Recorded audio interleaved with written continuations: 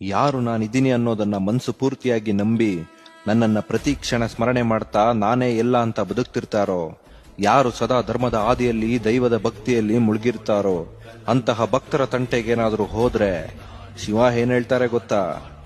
ನನ್ನ ನಂಬಿ ಬದುಕ್ತಿರೋ ಅವನನ್ನ ಬೀಳ್ಸಕ್ಕೆ ಹಾಳ್ ಮಾಡೋದಕ್ಕೆ ಏನಾದ್ರೂ ಹೋದ್ರೆ ನಾನು ಯಾವುದೋ ಒಂದು ರೂಪದಲ್ಲಿ ಬಂದು ನಿನ್ನನ್ನ ಸಾಯಿಸ್ತೀನಿ.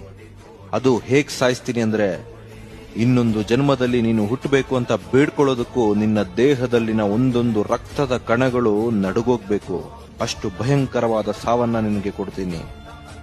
ಎಲ್ಲರೂ ನನ್ನ ಮಕ್ಕಳೇ, ಆದ್ರೆ ಧರ್ಮಕ್ಕೂ ಅಧರ್ಮಕ್ಕೂ ವ್ಯತ್ಯಾಸ ಇದೆ.